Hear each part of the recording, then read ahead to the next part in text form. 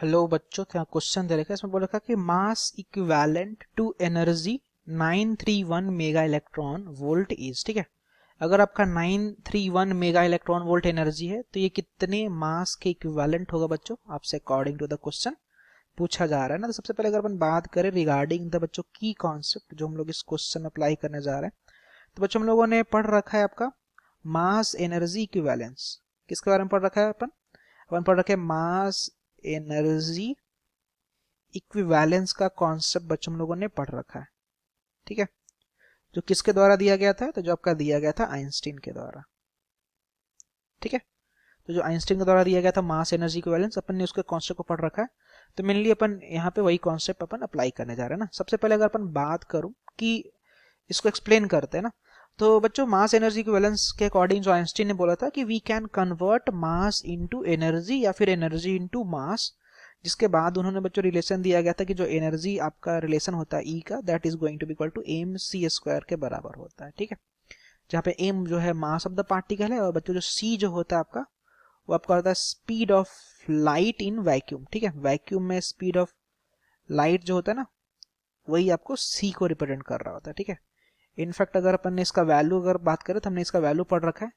जो speed of light का होता है आपका 3 इंटू 10⁸ मीटर पर सेकेंड के बराबर होता है।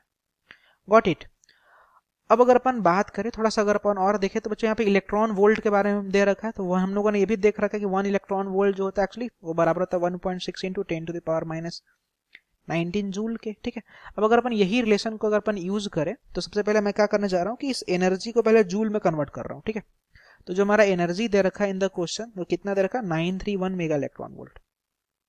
ठीक है, तो अगर मैं सबसे पहले बात करूँ तो 931 मेगा को अगर मैं कन्वर्ट करूँ सिंपल फॉर्म में इलेक्ट्रॉन वोल्ट में, तो मेगा वाले पार्ट को अगर सिंपल में कन्वर्ट करूंगा तो 10⁻6 बोलूंगा, और इलेक्ट्रॉन वोल्ट को अगर मैं जूल में कन्वर्ट करूंगा तो इसको मैं मल्टीप्लाई करूंगा 1.6 इंटू 10⁻⁻19 से। Okay, so if you further simplify this term, so after simplifying it will be equal to 1489.6 into का 10⁻⁻13 जूल के बराबर आता है। ठीक है, इसको सिंप्लीफाई करने के बाद एनर्जी हमारा आ गया।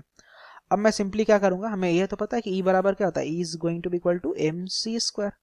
सिंस हमसे एम पूछ रखा है तो एम को मैं क्या बोलूंगा, M will be equal to E upon C square. हमें ई का वैल्यू तो पता है ना, तो ई का वैल्यू हमने जस्ट अभी निकाल रखा है, जो कितना था 1489.6 इंटू 10⁻⁻13, और सी का हमने जस्ट अभी देखा था speed of light.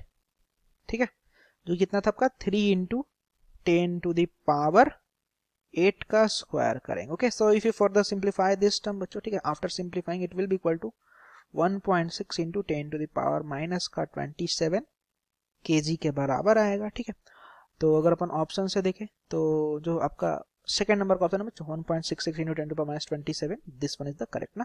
Thank you.